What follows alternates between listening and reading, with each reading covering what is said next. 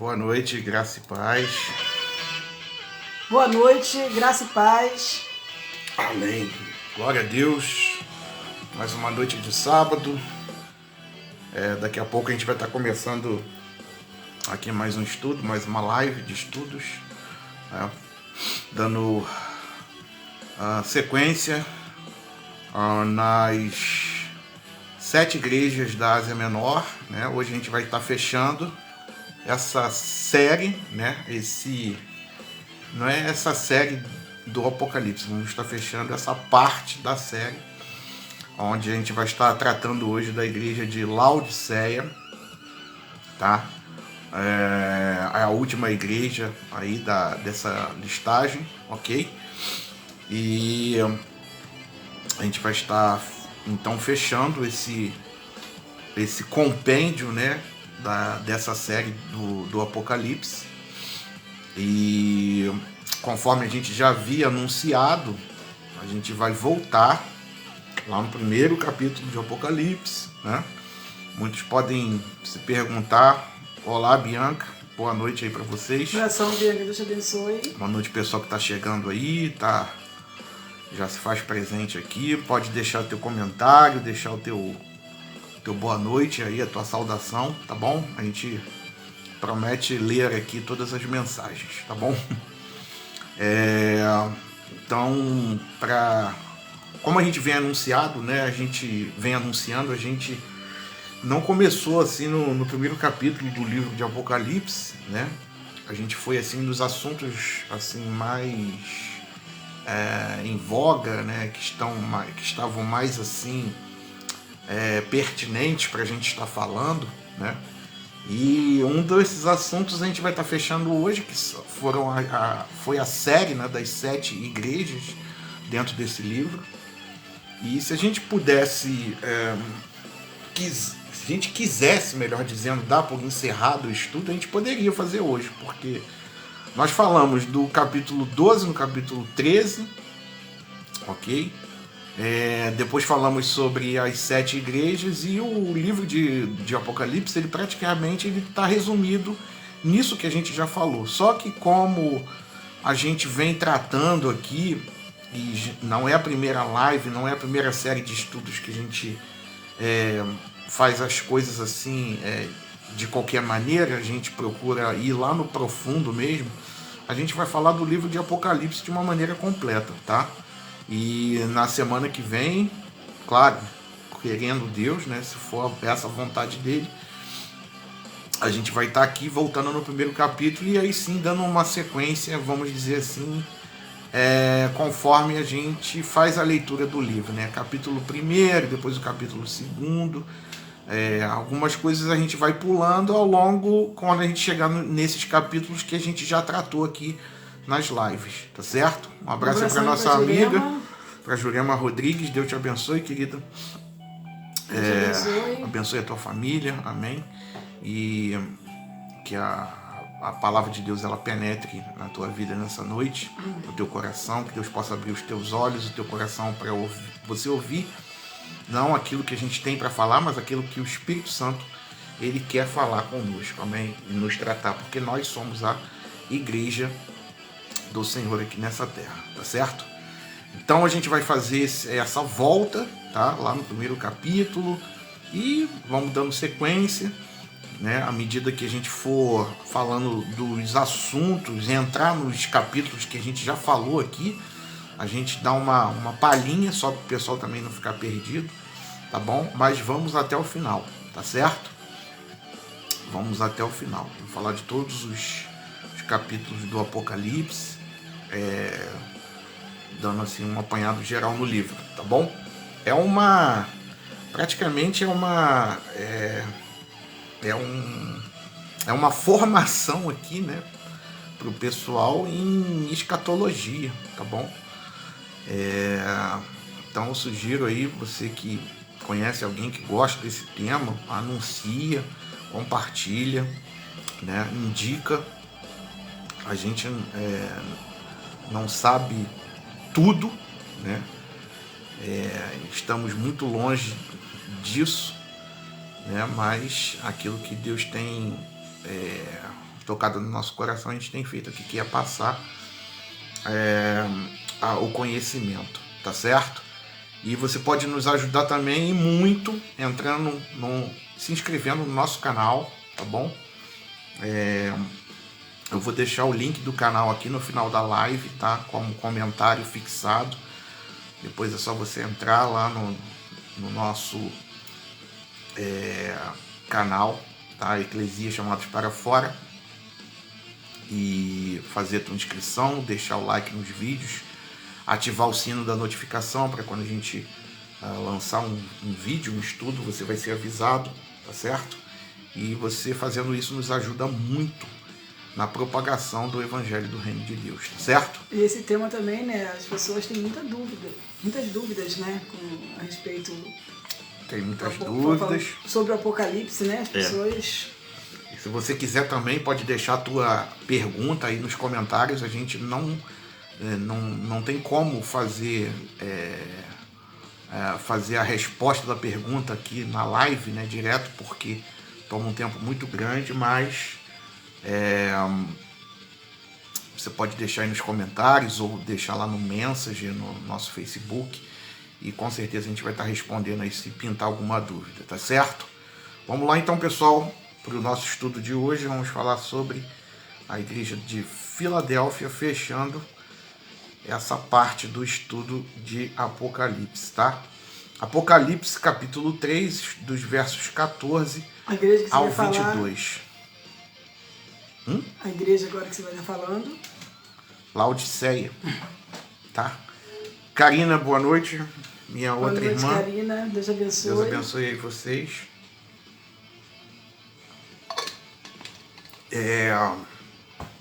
Vamos lá então fazer a leitura. Pessoal, como é que tá o som aí? O áudio tá legal? Tá dando para ouvir a gente bem? A música de fundo tá atrapalhando a nossa voz? Tá mais alta do que a nossa voz, a música de fundo, ou tá legal aí? Me dá um feedback aí, como é que tá? Se tem que abaixar a música de fundo, tá ok? Tá ok. Então, tá ok. Então tá bom. Vamos lá então. Está bom? Então vamos lá. Apocalipse 3, versículo 14 ao 22, que diz assim: Ao anjo da igreja em Laodiceia escreva: Estas são as palavras do Amém, a testemunha fiel e verdadeira, o soberano da criação de Deus. Conheço as suas obras, sei que você não é frio nem quente. Melhor seria que você fosse frio ou quente. Assim, porque você é morno, nem frio, nem quente, estou a ponto de vomitá-lo da minha boca. Você diz: estou rico, adquiri riquezas e não preciso de nada. Não reconhece, porém, que é miserável, digno de compaixão, pobre, cego e que está nu. Dou-lhe este conselho: compre de mim ouro refinado no fogo e você se tornará rico. Compre roupas brancas e vista-se para cobrir a sua vergonhosa nudez. E compre colírio para ungir os seus olhos e poder enxergar. Repreendo e disciplino aqueles que eu amo, por isso seja diligente e arrependa-se. Eis que estou à porta e bato. Se alguém ouvir a minha voz e abrir a porta, entrarei e cearei com ele e ele comigo. Ao vencedor darei o direito de sentar-se comigo em meu trono, assim como eu também venci e sentei-me com meu Pai em seu trono. Aquele que tem ouvidos, ouça o que o Espírito diz às igrejas. Pai, em nome de Jesus, te pedimos a tua sabedoria, o teu conhecimento, Senhor, para poder compartilhar com os outros irmãos. Abençoe nessa noite, Senhor, a vida de todos, Senhor, que estarão participando, as pessoas que vão entrar mais tarde, que o Senhor possa agir da mesma forma, Senhor, que vai agir aqui conosco nesse momento, nessa hora. Eu te peço a tua bênção, Senhor, para a vida dos teus filhos, que os nossos ouvidos possam ser abertos, Senhor, nesta hora, e que a tua palavra ela possa alcançar aquele que precisa ser alcançado. Em nome de Jesus. Amém. Abraço aí pro Anderson também. Abração, Anderson. Deus te abençoe, meu querido.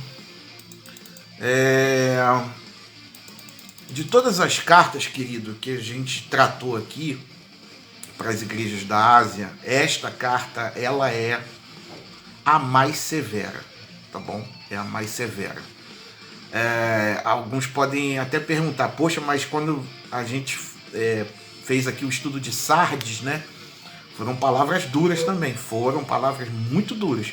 Mas essa aqui é bem severa. As palavras de Jesus são muito severas, tá? E lembrando que essas igrejas da Ásia Menor, elas representam hoje, e muitas situações acontecem nos dias atuais, tá? Não é uma carta simplesmente para fazendo menção às obras, à situação daquelas igrejas lá no passado, não. Essa carta, ela tem muito, essas cartas, elas vamos dizer assim, elas falam muito hoje, tá, ao nosso coração, tá bom? Um abraço para nossa amiga Ieda. Deus te abençoe, Ieda, querida. Obrigado aí pela tua participação. Fica aqui com a gente, né? Ouça aí o que o Espírito Santo diz para a igreja, tá? E nós somos a igreja. Então, de todas essas cartas, essa carta aqui para Laodiceia é a mais severa. E Jesus não faz nenhum elogio à igreja de Laodiceia. A única coisa boa em Laodiceia era a opinião da igreja sobre si mesma. E ainda assim, essa opinião era uma opinião completamente falsa, tá? Bom, em termos históricos aqui, e também para dar uma base naquilo que a gente vai falar, algumas coisas aqui que Jesus fala, né? E, poxa, de onde Jesus tirou essa questão do frio, né? Que não é frio nem quente, mas é morno. Isso tudo tem um conteúdo histórico, tá? A gente sempre faz uma exegese, a gente sempre faz uma hermenêutica em cima desses textos aqui.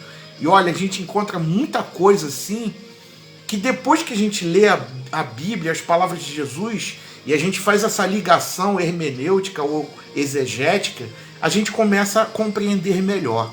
Um abraço aí também para minha mãe que está assistindo e para nossa amiga Marinês. Abração, Marinês. Deus te abençoe, Marinês. Obrigado aí pela tua participação. Dá um abraço aí em toda a família, no Gastão, tá bom? Na Lívia, no Marcelo, que estão sempre aqui nos assistindo e prestigiando. Deus possa abençoar a vida aí de todos vocês dessa família, tá bom? Amém. Obrigado aí. Então, a gente vai fazer um apanhado aqui histórico, bem rápido, mas para a gente poder compreender esses termos que Jesus usou. Por que Jesus usou essa questão do frio nem quente, né? Mas usou o morno, né? Boa noite aí também, graça e paz para vocês também, tá bom? Obrigado aí. A cidade de Laodiceia, ela foi fundada em 250 a.C. e por Antíoco da Síria, tá? Foi quem fundou essa cidade. E a cidade era importante pela sua localização. Por quê? Ela ficava no meio das grandes rotas comerciais, tá? Era uma cidade muito rica, muito opulenta, tá? Eles ostentavam. Laodiceia era a cidade ostentação, tá bom? E ela tinha se conformado, né? A igreja, ela tinha a cara da cidade e ao invés de transformar, ao invés de influenciar, ela se deixou influenciar e ela tinha se conformado à cidade. A igreja, ela se conformou à cidade. Lembrando que conformar, né, esse termo é o que? Tomar forma, tá bom? Então, a igreja, ela se conforma com a cidade. Laodiceia era a cidade da transigência e a igreja, ela se tornou também uma igreja transigente, tá bom? Ela não influenciava, ela era e ela foi influenciada. Boa noite aí também, minha mãe, graça e paz, amém. Marinês quer participar do vídeo. Tá, eu vou abrir uma concessão aqui, Marinês. Eu não costumo fazer isso, mas eu não estou conseguindo aqui enviar para você essa questão aqui do vídeo. Não consigo aqui. Para eu poder te mandar o convite para você poder participar. Não consigo, Marinês. Não estou conseguindo aqui te visualizar para mandar o convite, entendeu?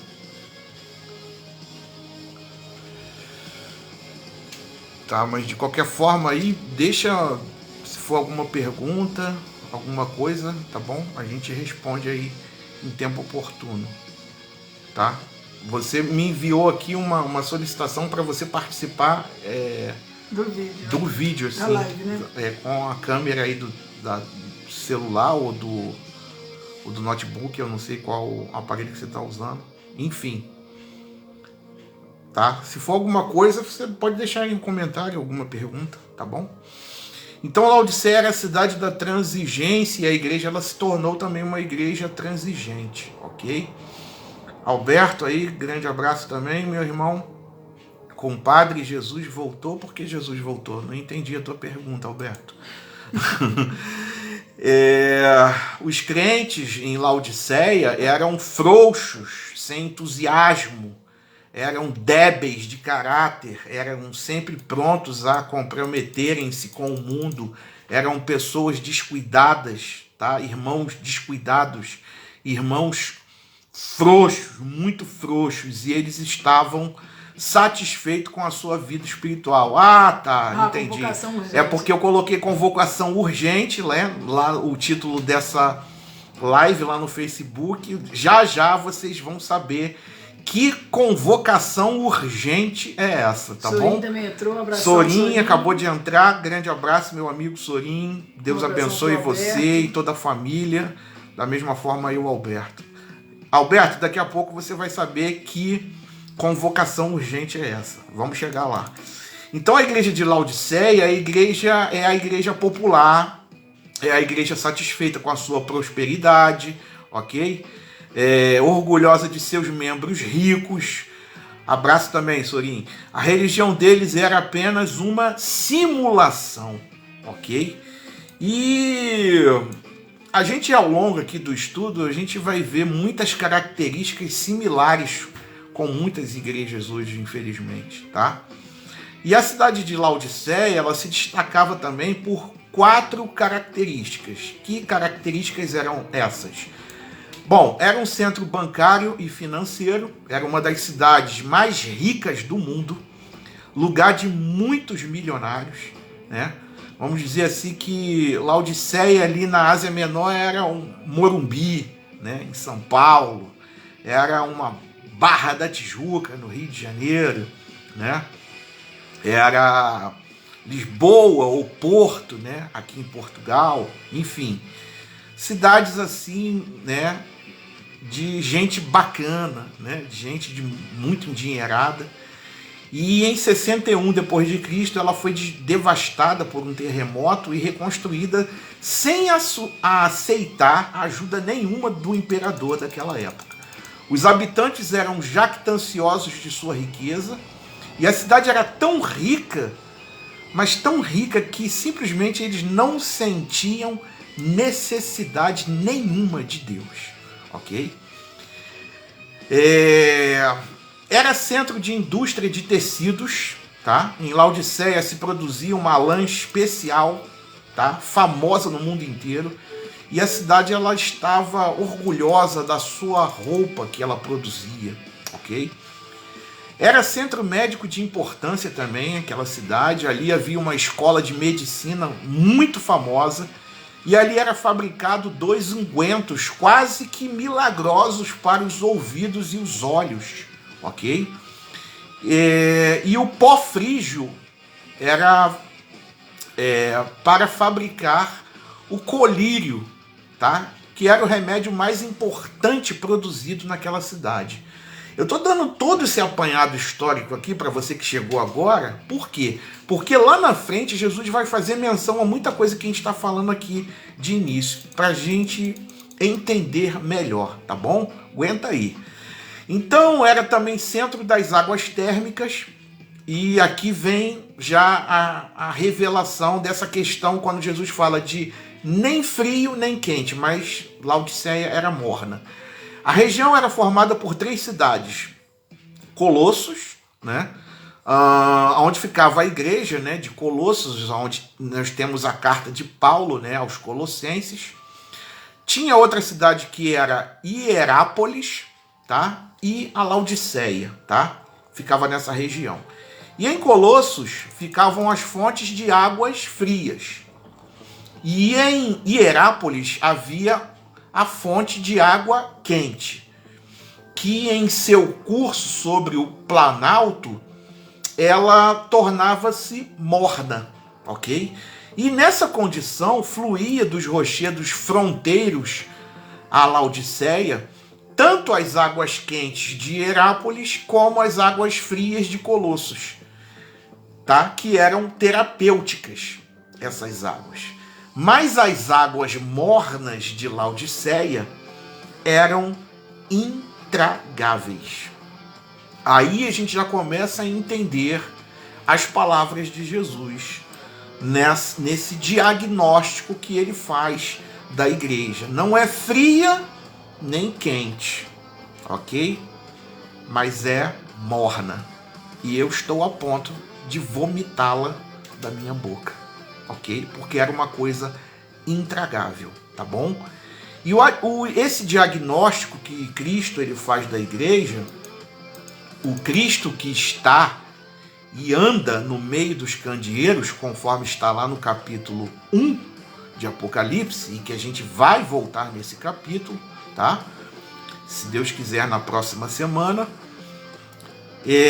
Ele sonda a igreja de Laodiceia e chega ao seguinte diagnóstico.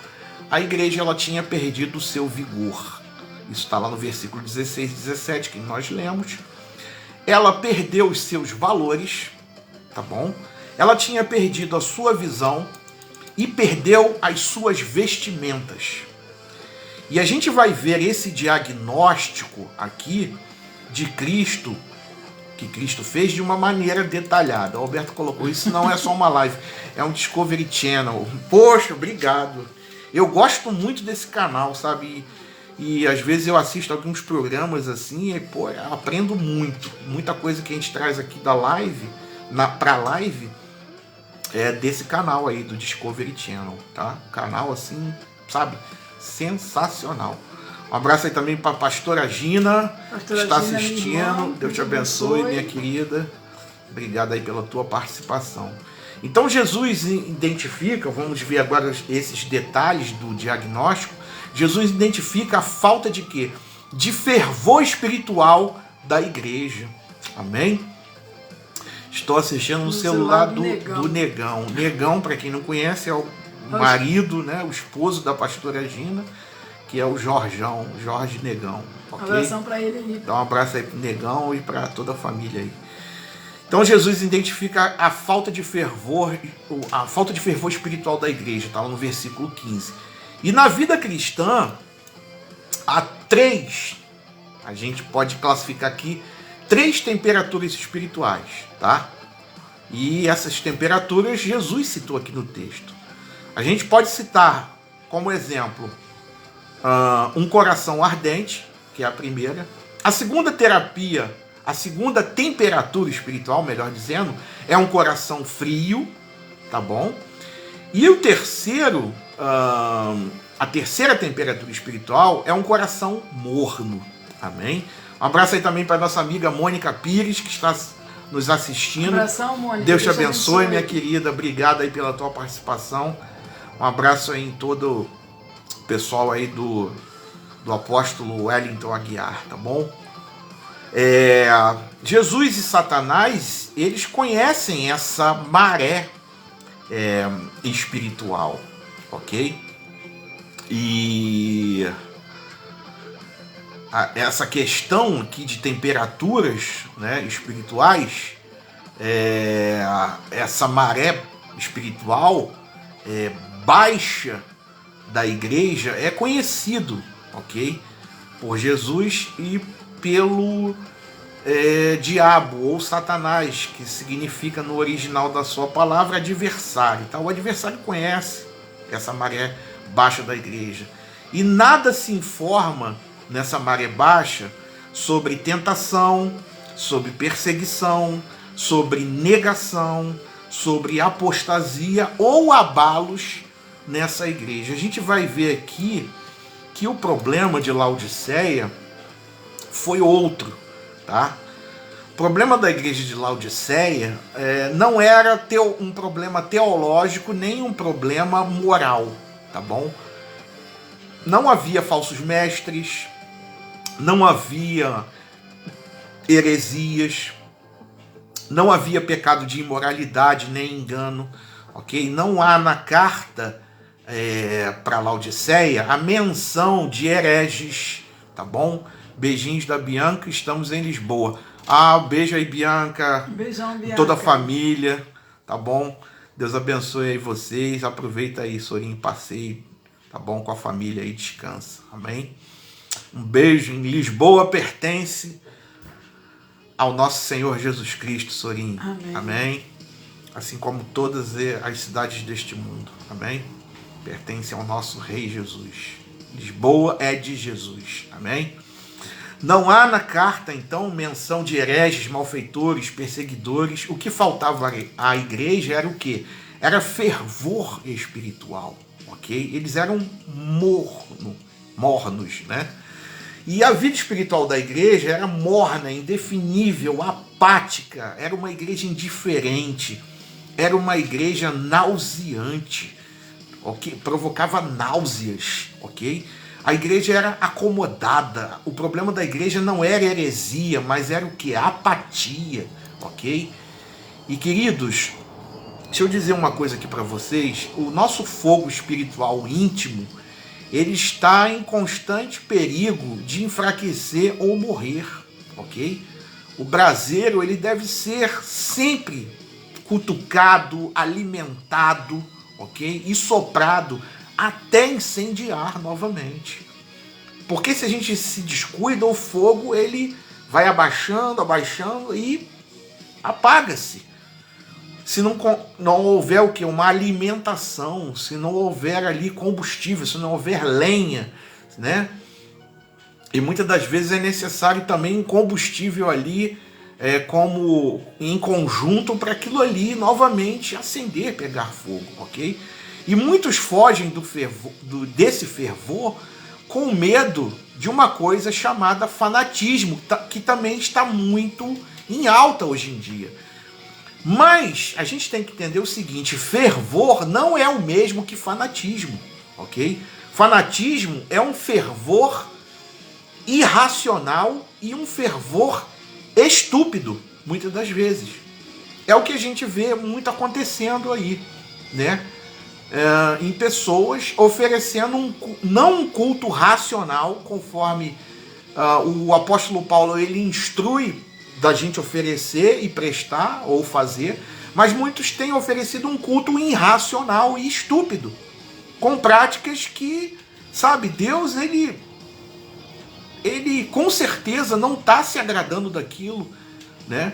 E muitas das vezes é a questão da carne ali que está muito em alta. Não tem nada a ver com o Espírito Santo. Um abraço aí também para o nosso irmão, para o Valdir Gomes Neto.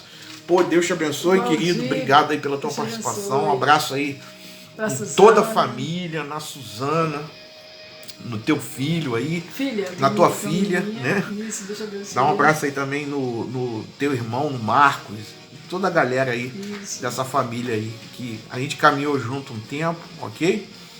Deus abençoe a vida de vocês. Obrigado aí. Marinês, infelizmente a maioria das igrejas estão assim, totalmente apáticas, frias. Sim. E também tem aquela palavra, né, que no final dos dias, no final dos tempos, né, o amor se esfriaria, tá? E a gente praticamente já está vivendo isso, tá? Infelizmente tem sido assim, tá bom? Então esse braseiro precisa ser constantemente incendiado, ok? E é um entrechoque nessa questão de culto irracional e culto racional. É um entrechoque de coração com a mente. E o Jonathan Edwards disse que precisamos ter luz na mente e fogo no coração, ok? E a verdade de Deus, ela é lógica em fogo, tá certo?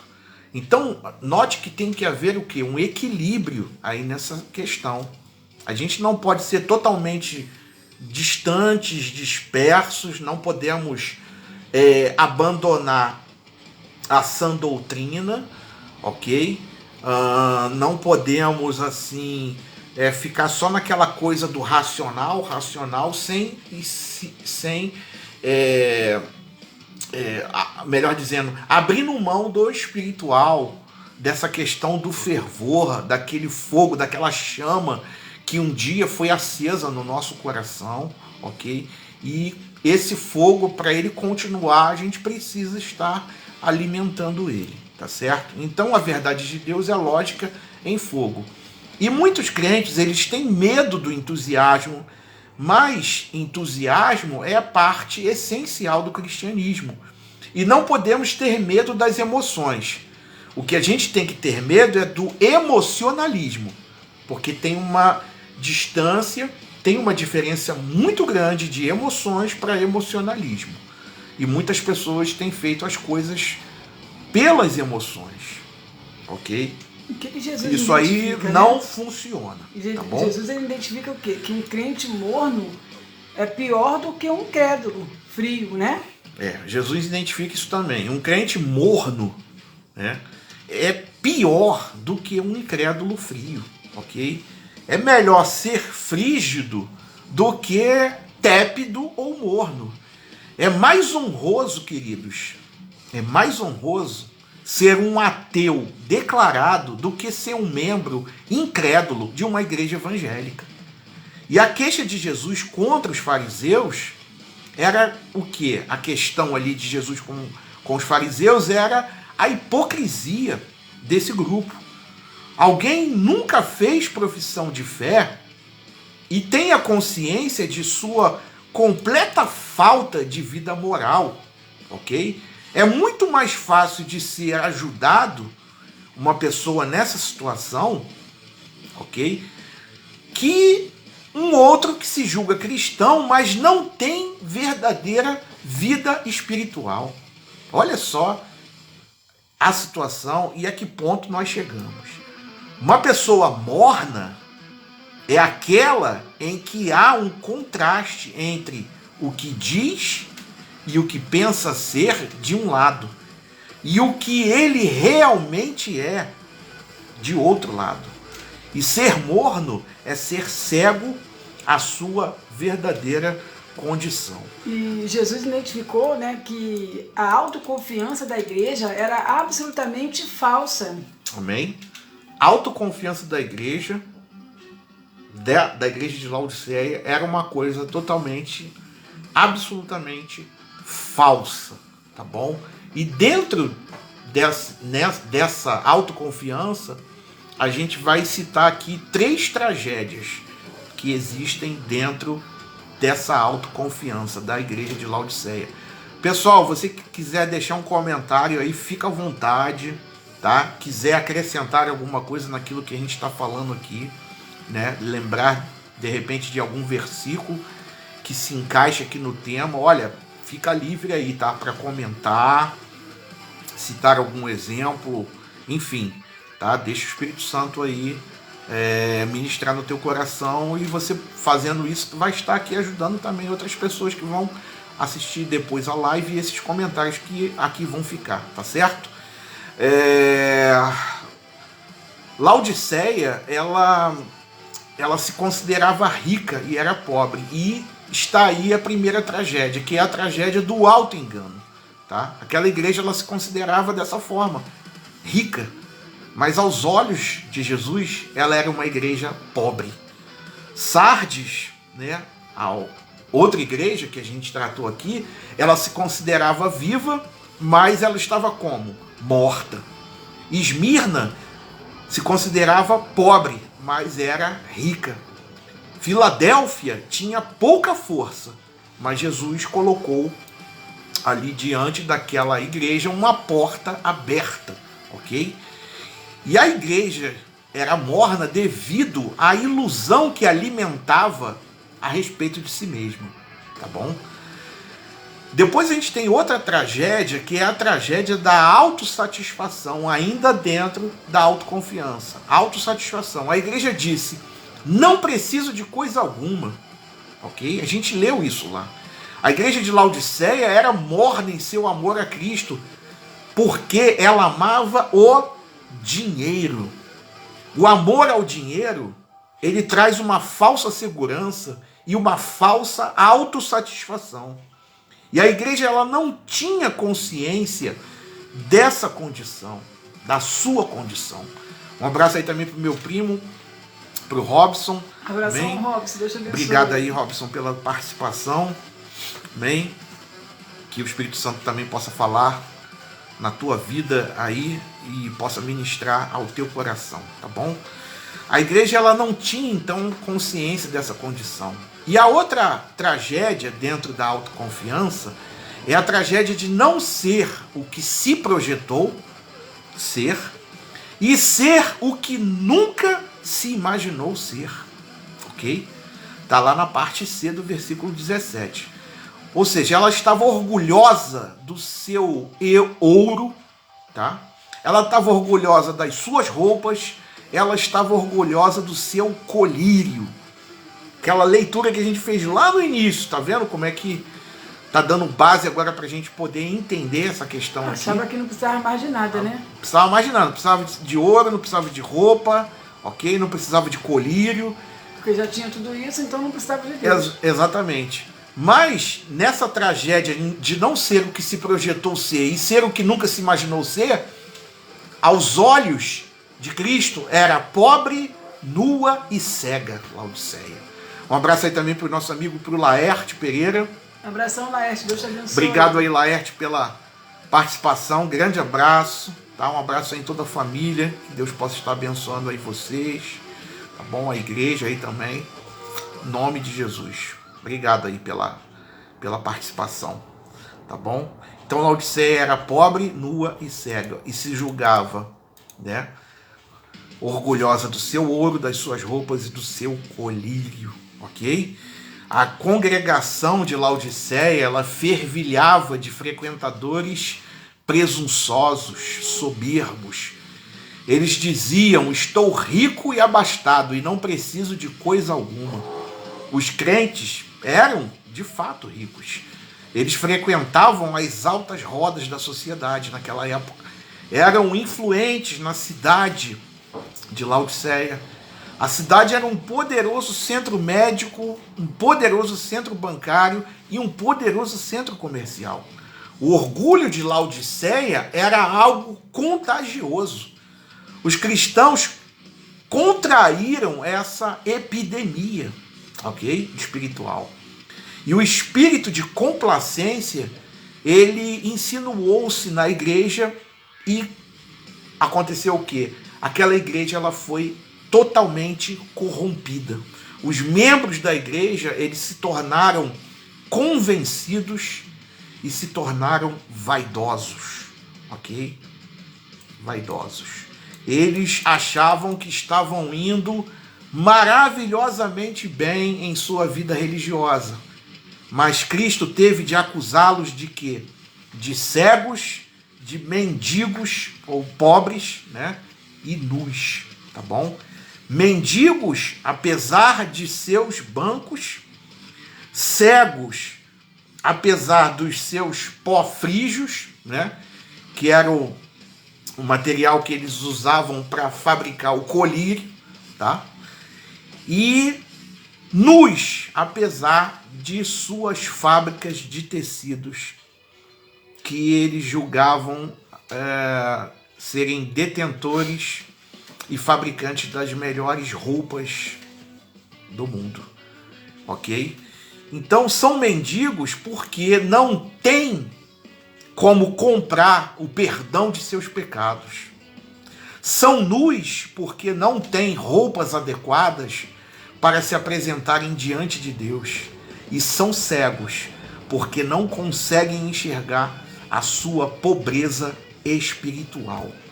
E se a gente fizer um paralelo, traçar um paralelo com as igrejas de hoje, olha, esse quadro, essa carta de Laodiceia, ela se encaixa perfeitamente, infelizmente, em muitos ministérios, ok? Darlene vai falar um pouco agora sobre a questão de Jesus revelar também que um crente morno, em vez de ser o prazer dele, né? Mas esse crente morno a gente vai ver que tem provocado náuseas em Jesus, tá bom? Amém. Você só vomita o que ingeriu. Só joga fora o que está dentro. A igreja de Laodiceia era de Cristo, mas em vez de dar alegria, estava provocando náuseas. Uma religião morna provoca náuseas. Jesus tinha muito mais esperanças nos publicanos e pecadores do que nos orgulhosos fariseus. Fomos salvos para nos deleitarmos em Deus. Somos filhos de Deus, co-herdeiros em Cristo. A herança de Deus, a menina dos olhos de Deus. Mas quando perdemos nossa paixão, nosso fervor, nosso entusiasmo, provocamos náuseas no nosso Senhor, no nosso Salvador. Cristo repudiará totalmente aqueles cuja ligação com Ele é puramente nominal e superficial. A igreja de Laodiceia desapareceu. Da cidade só restam ruínas. A igreja perdeu o tempo da sua oportunidade. Amém, querido? Outra palavra aí muito dura, né? Falando que aquela igreja ela provocava náuseas, né? E como consequência dessas náuseas, Jesus tempo, estava, né, a ponto de vomitá-los da sua boca, ok? E essa questão de mornidão. E perder tempo também. Essa igreja ela perde o tempo que Jesus deu, né? A oportunidade que Jesus deu, ok? E a gente vai falar daqui um pouquinho mais à frente, mas a gente vai ver que hoje só restam ruínas, né? Pedras sobre pedras dessa cidade.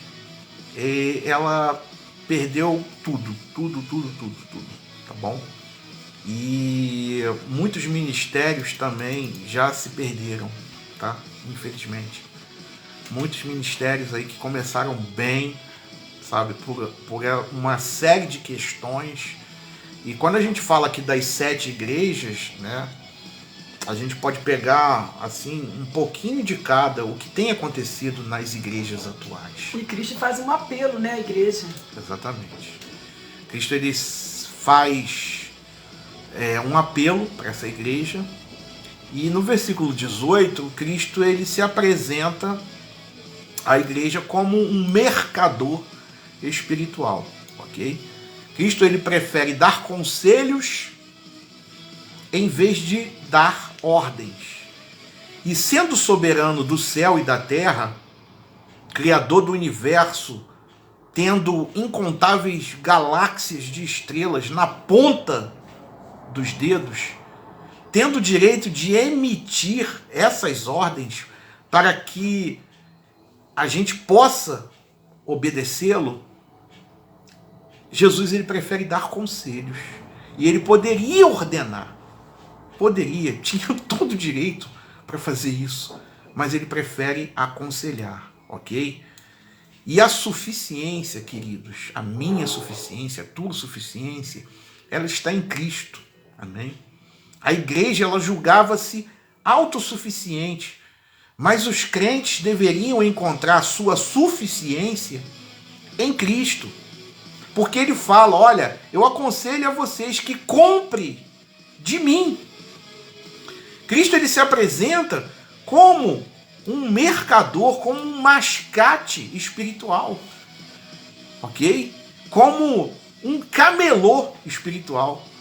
E seus produtos são essenciais. E o seu preço é de graça.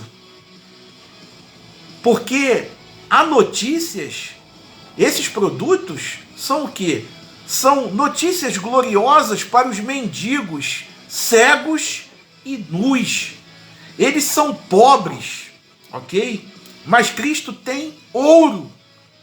Eles estão nus, mas Cristo tem roupas.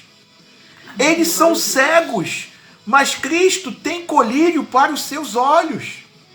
E Cristo exorta a igreja a adquirir ouro para a sua pobreza, vestimentas brancas para a sua nudez e colírio para a sua cegueira. Ou seja, Jesus tem tudo aquilo que nós necessitamos. Amém, glória a Deus. Tudo aquilo que nós necessitamos. Amém?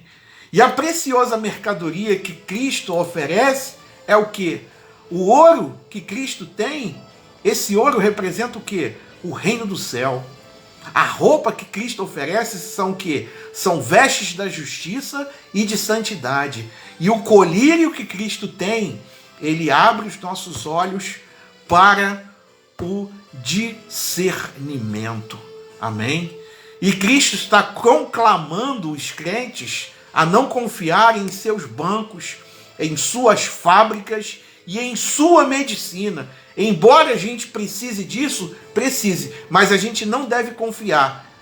Porque a gente deve confiar em quem? Nele mesmo. Ele nos chama a Ele mesmo.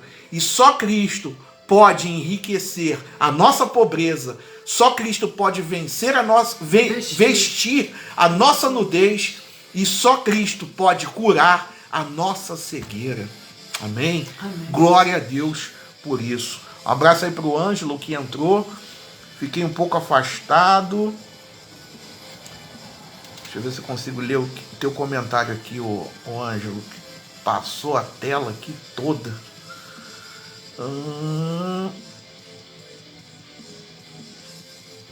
Acho que é logo aí. Boa noite, amigo. Fiquei um pouco afastado das lives, mas agora voltei com tudo. Saudade de vocês. Saudade de você também, Ângelo. Amém. Beijão, Ângelo. O importante é que você voltou. Amém?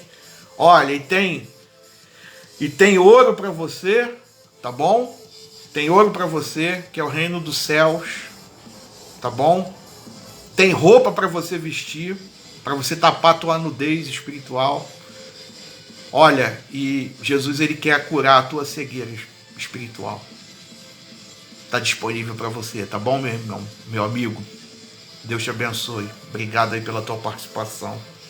Depois tu passa lá no Messenger, no Face, eu deixei uma música lá para você ouvir e meditar, tá bom? Tá bom, Ângelo? Passa lá no Messenger depois e vê lá.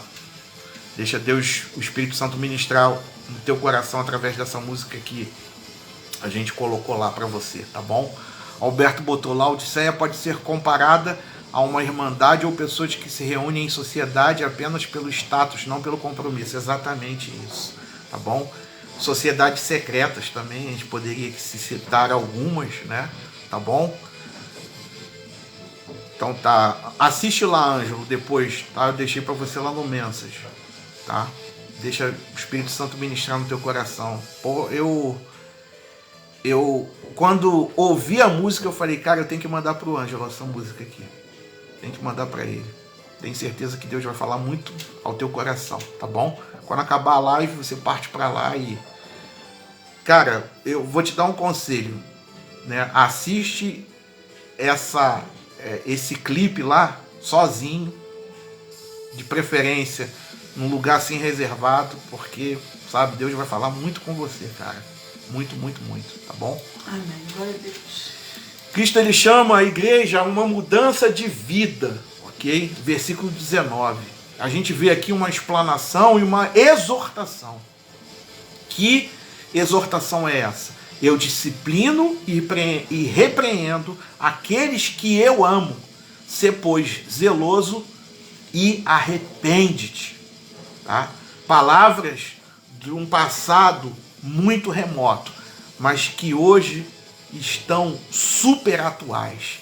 É o que a igreja tem precisado fazer. A igreja precisa se voltar para Deus e fazer isso aqui, ó, se arrepender. Eu vejo muita gente aí falando, porque Deus, ele tem que derramar um novo avivamento, tem que vir um avivamento, porque isso, porque o avivamento, porque se o avivamento vier, não sei o quê. Gente, guarda uma coisa no teu coração. Primeiro movimento que a igreja tem que fazer para acontecer um avivamento se chama arrependimento. Quando a igreja começar a se arrepender, tenha certeza de uma coisa: um avivamento Deus ele estará enviando. Avivamento ele passa por arrependimento em primeiro lugar, ok? E duas coisas, né, que andam juntos: o amor e o desgosto. Amém. Amor e desgosto, ok? Cristo ele não desiste da igreja, não desiste. E apesar da sua condição, ele a ama. E antes de revelar o seu juízo, ou seja, que juízo é esse? Vomitar da sua boca, ele demonstra a sua misericórdia, porque ele fala: repreendo e disciplino aqueles que eu amo.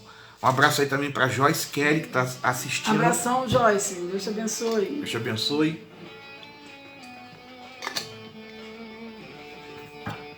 E essa disciplina, querido, é como ato de amor, ok? A gente pode citar um exemplo aqui de uma pedra bruta, um diamante bruto. Esse diamante bruto, ali no início, ele tem que ser o quê? Lapidado, para depois aquela pedra bruta ela começar a o quê? A brilhar, ok? E processo de lapidação ele muitas das vezes causa muitas dores, muitos incômodos, ok? Então Deus ele age muitas das vezes com essa disciplina, mas é uma disciplina em amor, pensando o quê? No nosso bem, lá na frente, em coisas que na nossa vida precisam dessa lapidação para a gente começar a brilhar neste mundo que anda em trevas, ok? Essa é a palavra, ok? Pega essa palavra aí para você. Um abraço aí também para nossa irmã, né, a Maria José, a dona Zezé, também que está assistindo. Deus te abençoe, minha querida. Graça e paz também. Deus possa abençoar a tua vida nessa noite. Amém? A gente pode citar também outro exemplo aqui da uva. A uva, ela precisa ser o quê? Prensada. Para depois de ser prensada, ela produzir o quê? O vinho. Não é verdade? E inegavelmente é porque Jesus anseia salvá-los do juízo final. E é por isso que Jesus os repreende e os disciplina. E é por isso que muitas das vezes Jesus nos repreende e nos disciplina, pensando no nosso bem, ok? E a base da disciplina é o amor, queridos. Porque Ele ama, Ele disciplina. Porque Ele ama, Ele chama, Ele me chama e Ele te chama ao arrependimento. É porque Ele nos ama. E é porque Ele nos ama que Ele nos dá a oportunidade de recomeçar. E é porque Ele nos ama que Ele está disposto a nos perdoar. Amém. Amém? E arrepender-se é o quê? É dar as costas a esse cristianismo de aparências. Esse cristianismo de faz de conta. Esse evangelho água com açúcar que tem sido pregado. Esse evangelho morno. Ou seja, um evangelho que está a ponto de ser vomitado da boca de Deus. Eu não quero esse evangelho para mim. Eu quero o evangelho, eu quero a sã doutrina dos apóstolos. É esse evangelho que vai trazer mudança na minha vida. Amém? É a palavra, a própria palavra de Deus. E a piedade superficial, queridos, a piedade superficial, ela nunca salvou ninguém. Nunca. E nunca vai salvar ninguém. Porque não haverá hipócritas no céu. E devemos vomitar essas coisas da nossa boca. Do contrário, se a gente não vomitar isso, o próprio Deus vai nos vomitar. Devemos trocar os anos de mornidão pelos anos de zelo, pelos anos de fervor, ok? E Cristo, ele convida a igreja para a ceia, uma profunda comunhão com ele. Está lá no versículo 20. Triste situação aqui. A gente se depara com uma triste situação. Que situação é essa? Cristo, o Senhor da igreja, está do lado de fora. A igreja não tem comunhão com ele. Alberto colocou Lamentações 3, 22, 25 na versão ARA. As misericórdias do Senhor são a causa de não sermos consumidos, porque as suas misericórdias não têm fim, renovam-se cada manhã. Grande é a tua fidelidade. A minha porção é o Senhor, diz a minha alma. Portanto, esperarei nele. Bom é o Senhor para os que esperam por ele, para a alma que o busca. Amém. Glória a Deus. Obrigado aí, Alberto, pela essa palavra. Tem tudo a ver com o que a gente está tratando aqui. Tá bom? Por ele ser misericordioso, né? Que pela misericórdia dele, pelo amor. Por isso que ele nos ama, tá? Amém. Por isso que ele nos ama. E ele nos amou primeiro. Ainda tem esse fator aí. Ele nos amou primeiro. Um abraço aí também para nossa amiga Agna Souza. Ela também do apóstolo Wellington, né? Tá em comunhão lá com eles. Um abraço aí, querida. Obrigado pela tua participação também, tá bom? Então a gente vê uma triste situação aqui. A igreja não tem comunhão com Jesus. E este é um convite pessoal que Jesus faz. A salvação é uma questão totalmente pessoal. Enquanto muitos batem a porta no rosto de Jesus, outros são convidados por ele. E Cristo vem nos visitar e se coloca em frente da porta do nosso coração. E ele bate. E ele deseja entrar. E é uma visita do amado da nossa alma. E é uma decisão pessoal, com certeza. Porque ele fala o seguinte: estou à porta e bato. Se alguém abrir a porta, entrarei. Jesus bate através de circunstâncias e nos chama através da sua palavra. Amém? E embora Cristo tenha todas as chaves, ele prefere bater a porta. E só para fazer uma analogia aqui com o que a gente está falando, né? Traçar aqui um paralelo com uma ilustração, existe uma obra de arte, né? Não sei se você conhece esse fato, e essa obra de arte é uma pintura, né? Um quadro, né? Uma pintura que foi intitulado A Luz do Mundo. Esse quadro é do artista inglês William Rowan Hunt. E ele está exposto lá na Inglaterra, em Oxford, tá? E esse quadro ele mostra Jesus segurando uma lanterna e batendo a porta de uma casa. E com certeza, né, já se ouviram muitos elogios em relação a essa obra, mas certa vez, né, um observador assim muito curioso, ele achou uma falha nesse quadro. Ele reparou o seguinte, que a porta no quadro não tem uma fechadura. E esse curioso, ele perguntou ao artista, né, o Hunt, né, o pintor desse quadro, como Jesus conseguirá abrir essa porta? E o Hunt respondeu para esse curioso o seguinte: olha, é assim mesmo, ok? Essa é a porta do coração. Ela só se abre do lado de dentro, ok? E as palavras do apóstolo João e a pintura, elas ilustram essa bondade de Jesus, porque ele bate gentilmente a porta da nossa alma com a sua oferta de paz. Jesus, ele espera de forma paciente que a gente responda. Ele não abre essa porta, ele não força a sua entrada em nossa vida. Jesus, ele não nos impõe a sua vontade, mas ao invés disso, ele oferece a todos o presente da salvação e a sua luz para nos guiar. E não há qualquer outra condição ou pré-requisito, ok? A qualquer um que abrir a porta, ele simplesmente promete entrar. Não tem condição ou pré-requisito.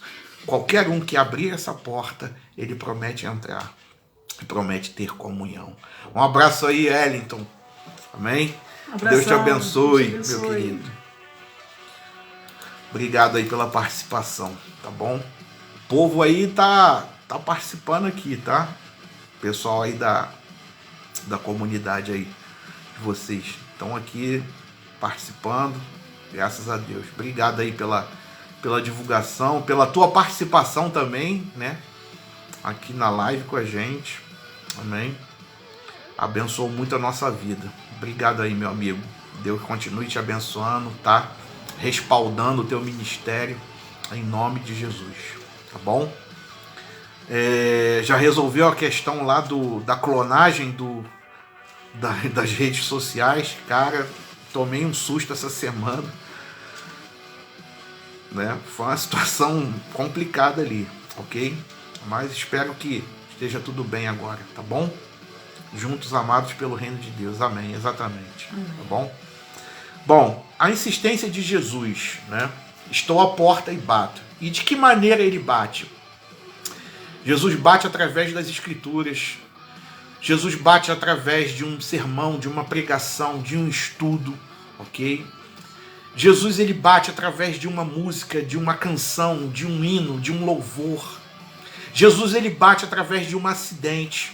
Jesus bate através de uma doença. Jesus bate em diversas situações. Ele pode usar diversas situações. E é preciso ouvir a voz de Jesus. Amém? Abração, Fernanda, Deus te abençoe. Querida, obrigado aí. Um abraço em toda a família. Obrigado aí pela participação. Deus possa estar abençoando a vida de vocês também, tá bom?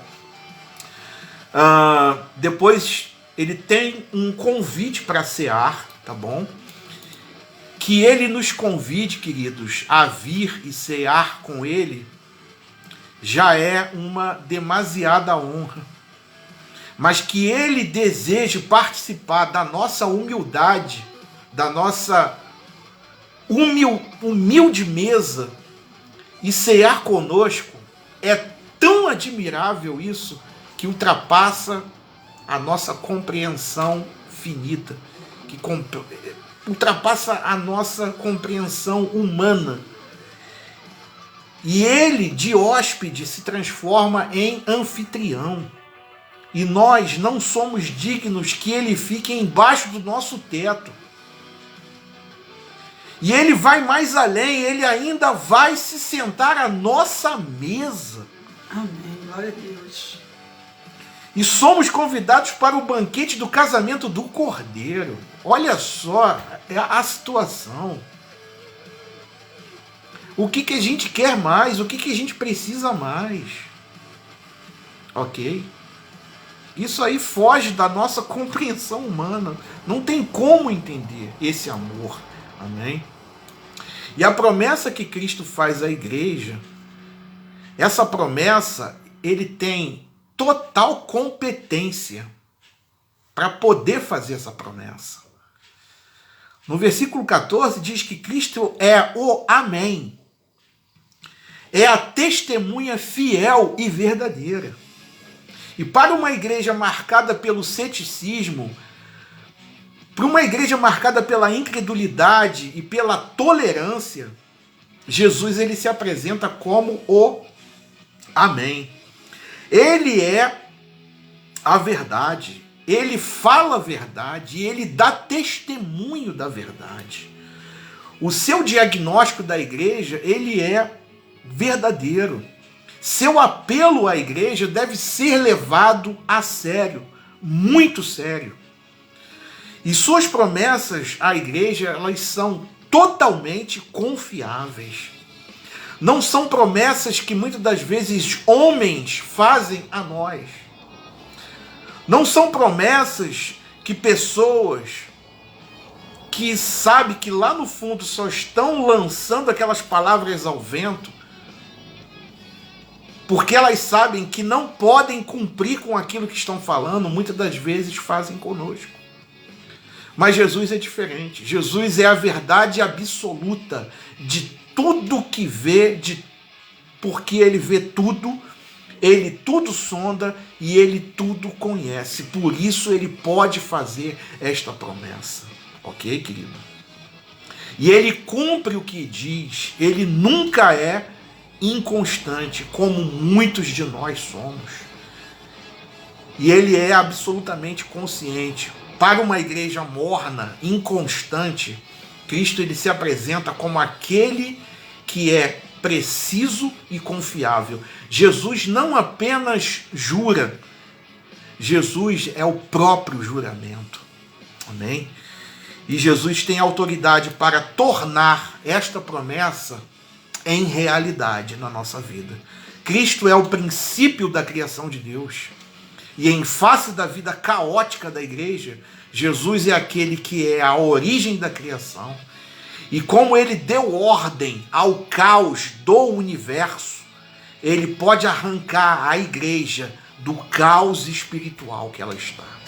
Amém? Jesus tem poder para conduzir os vencedores, né, ao seu trono de glória. Amém. Olha que maravilha. É outra promessa e é um poder que Deus tem para conduzir esses ao seu trono de glória, aos vencedores, tá bom? Quando Cristo ele entra em nossa casa, nós recebemos a riqueza do reino. Quando Cristo entra em nossa casa, nós recebemos as vestes brancas de justiça. Quando Cristo entra em nossa casa, os nossos olhos são abertos. Nós temos a alegria da comunhão com o Filho de Deus, mas temos também a promessa que excede em glória a todas as outras promessas ao vencedor. Nós reinaremos com ele, nós assentaremos em tronos com ele.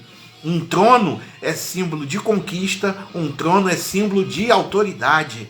Jesus, ele nos promete esta autoridade e esse assentar em trono, ok? E a comunhão da mesa secreta, ela é transformada em comunhão de trono pública. E como Cristo participa do trono do Pai, também participaremos do trono de Cristo. E quando abrimos a porta para Cristo entrar em nossa casa, nós recebemos a promessa de entrar na casa do Pai, porque Ele é o Filho.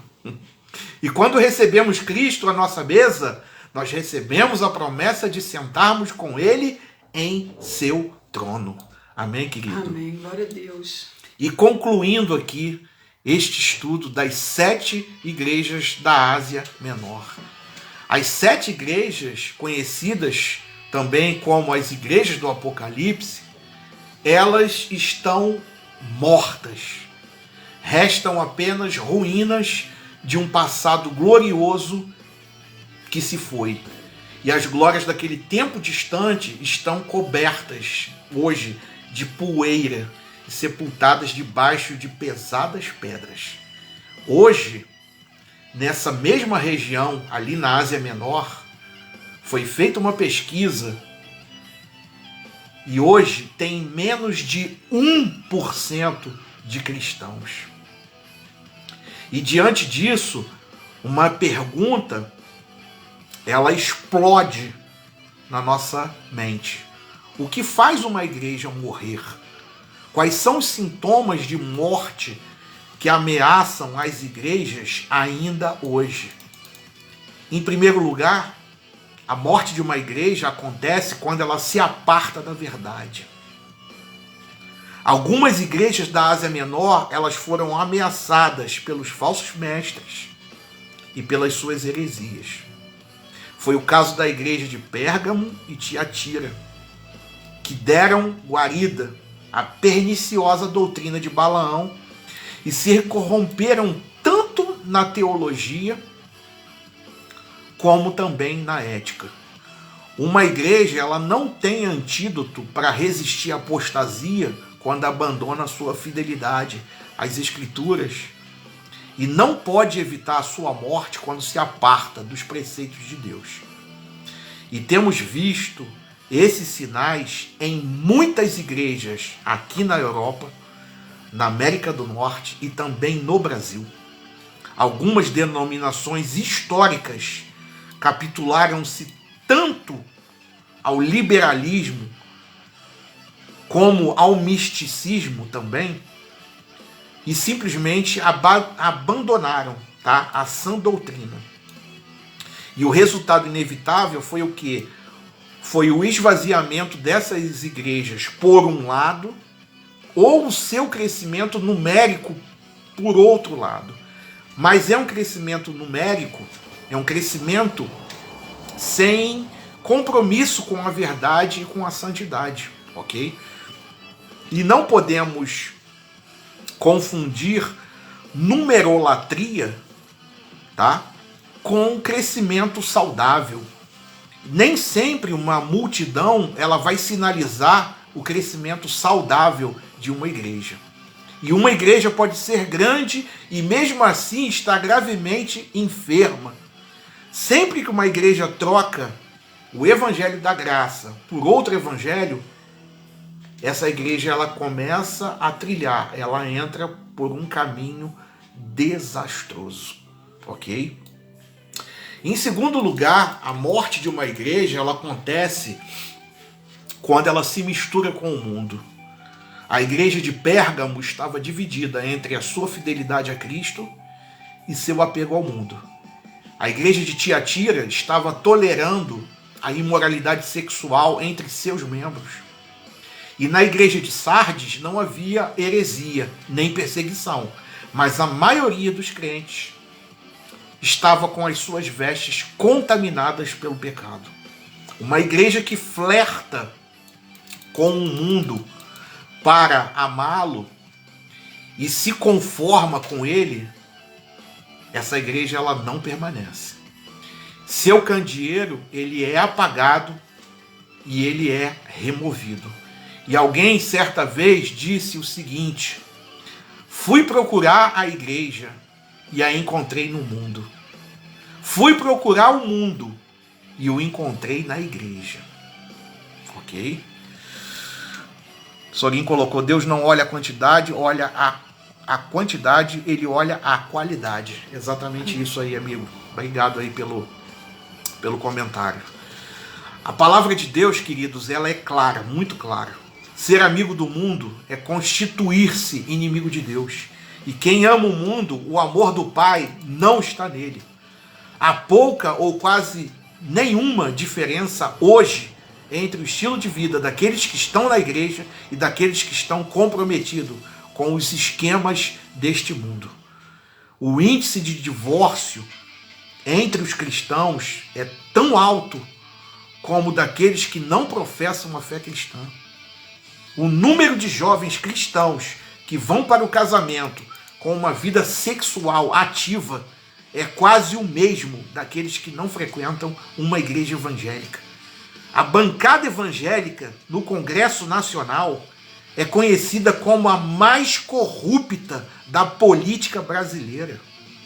A teologia capenga, a teologia fraca, a teologia Nutella de hoje em dia, ela produz uma vida frouxa.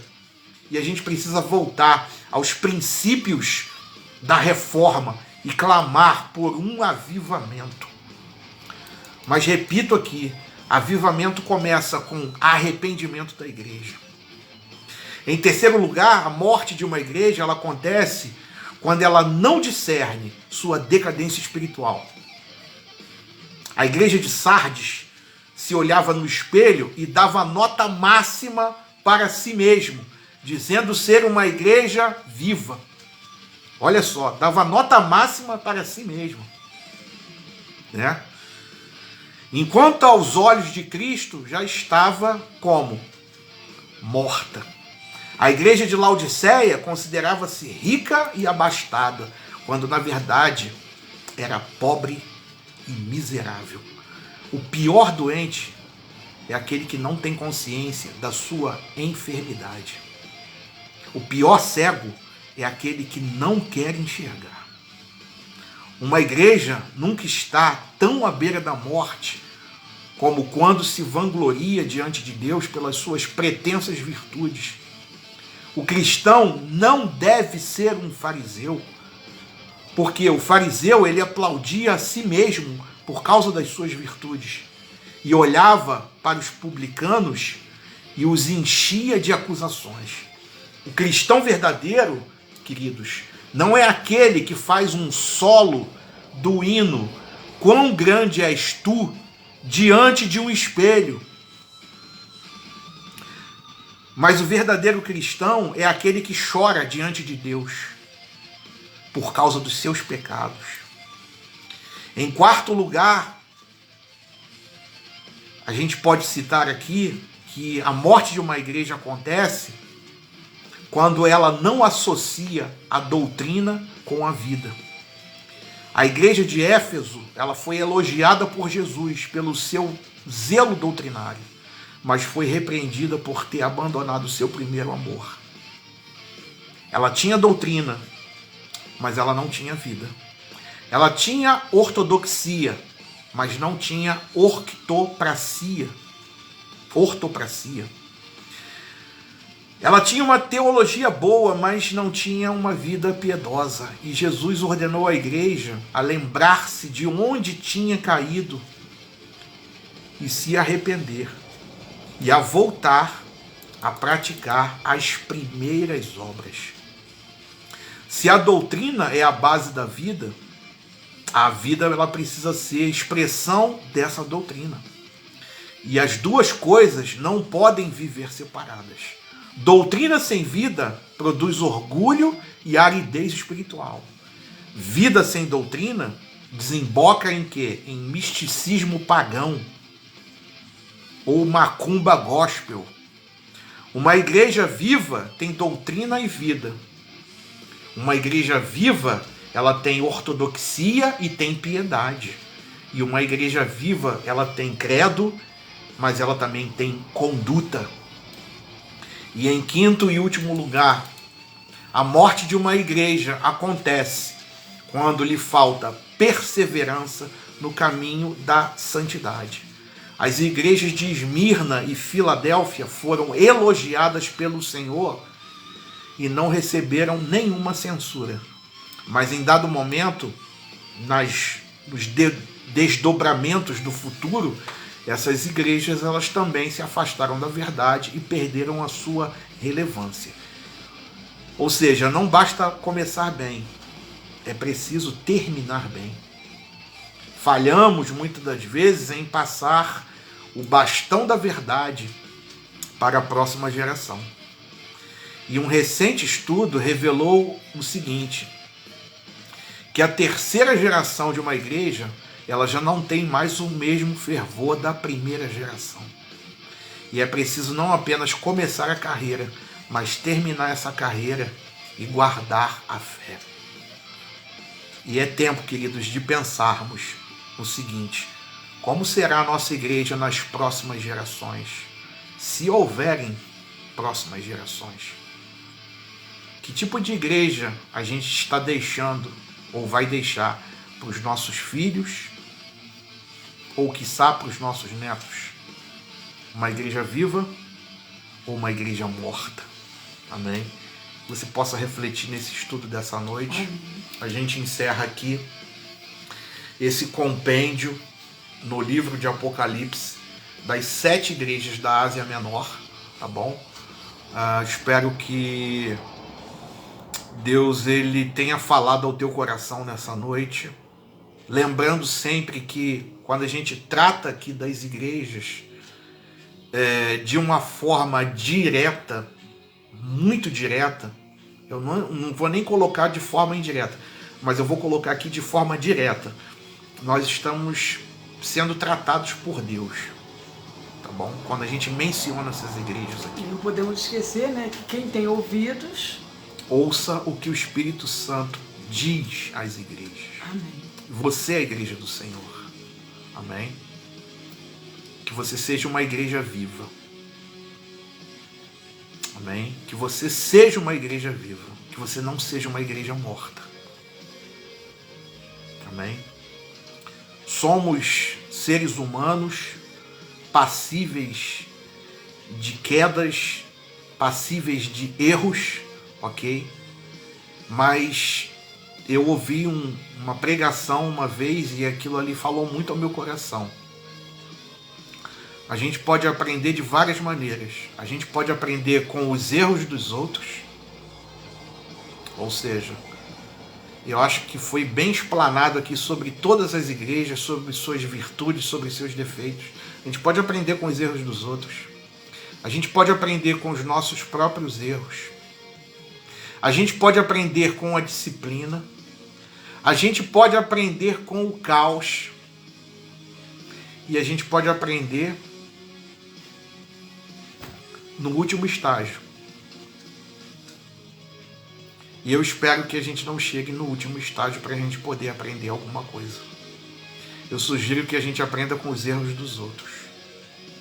E foi muito bem explanado aqui, tá? Isso não é mérito nosso, não é mérito meu, nem da Darlene, tá? Mas é mérito do Espírito Santo que gerou isso no nosso coração. Tivemos a participação aí do apóstolo Wellington também, que contribuiu muito quando a gente falou da igreja de Sardes, tá? Eu espero que Deus tenha falado, tocado no teu coração, que tenha despertado alguma coisa dentro de você, para nós não sermos mais essas igrejas que morreram ou que estão morrendo, mas que possamos ser igreja viva, nos voltarmos para Deus, sabe? Abandonarmos muitas práticas, ok? Alberto colocou aqui um comentário, principalmente nesse momento de dor que estamos passando, às vezes nos sentimos só nesta luta, mas pessoas como vocês são um bálsamo na nossa dor. Obrigado aí, Alberto, obrigado. Mas bálsamo é Jesus, tá bom? Nós somos apenas canais usados por Ele. Marinês colocou palavra abençoada, que Deus continue abençoando a sua vida e da sua família, amém, que Deus possa abençoar todos nós. Obrigado aí você que participou nessa noite, você que vai entrar mais tarde, já nosso obrigado aí também, pessoal que vai assistir outro dia, não sei quando, mas enfim, você que vai compartilhar a live, você que vai, sabe, se inscrever lá no nosso canal, sabe, você fazendo isso nos ajuda muito, mas muito, muito, muito. Vocês são o pote, não, nós somos os vasos. Tá bom? O pote. Ai, ai. Um abraço aí também para Patrícia de Barros. Chegou agora no finalzinho. Patrícia, Deus te abençoe. Mas que Deus te abençoe, querida. Sentindo tua falta aqui, hein, Patrícia? Pô. Bom tempo que você não aparece, mas o que vale é a tua presença aqui. Amém? Volta aí depois, né? Assiste lá desde o começo. Tenho certeza que Deus vai falar muito com você. Gente, muito obrigado aí por todos que participaram aqui com a gente até esse momento. Um bom domingo. Bom domingo para você, uma ótima semana já. Que Deus, eu tenho certeza que já abençoou, amém? E querendo Deus, a gente vai estar aqui no próximo sábado. Aí sim, vamos voltar lá para o primeiro capítulo de Apocalipse. Aí vamos dar uma sequência assim. Bianca colocou show crente Laodiceia. Não é só show crente Laodiceia não, tá? Outras igrejas aí tem muitos pormenores assim e muitas brechas aí, né? Que a gente possa pegar as virtudes dessas igrejas, né? E aplicar na nossa vida como igreja do nosso Senhor, amém? Mas se a gente pudesse fazer assim uma indicação, né, de uma igreja, seria a igreja de Filadélfia, né, que a gente tratou na semana passada. Mas mesmo na igreja de Filadélfia, né, sempre tem assim algumas questões, né, que precisam ser resolvidas, mas assim, na nossa análise foi a igreja assim que mais se aproximou daquilo que Jesus ele requer, né, de uma igreja, tá bom? Lembrando que a igreja somos nós, tá bom? A gente não está falando aqui de 4 paredes, de templos, de denominações, não. A gente está falando de igreja aqui de uma forma geral, que somos todos nós, tá certo? Então que possamos ser essa igreja viva, tá certo? Então, pessoal, faça a tua inscrição lá no nosso canal, você vai estar ajudando muito esse trabalho aqui, tá bom? Vai estar ajudando esse trabalho a se expandir. Quando você se inscreve num canal no YouTube, aquele canal ele começa a ser ranqueado de uma forma melhor. Quando as pessoas procurarem, ele vai estar ali nas primeiras posições. Isso depende do número de inscritos, né, do número de engajamento. Compartilhe essa live, tá bom? Faça uma propaganda assim daquilo que Deus tem feito na nossa vida, ok? Aqui aos sábados, essa você palavra. Se você está sendo abençoado, eu tenho certeza que você vai querer abençoar outras pessoas, tá certo? Nós não queremos mérito. A gente não quer mérito, a gente não tem glória, você não precisa fazer pix pra gente, tá bom? É de graça, da mesma forma que a gente recebeu de graça, a gente está repassando aqui de graça para você, tá? E a gente só tem pedido isso, para você se inscrever no canal, fortalecer aquele canal, dar like ali, sabe?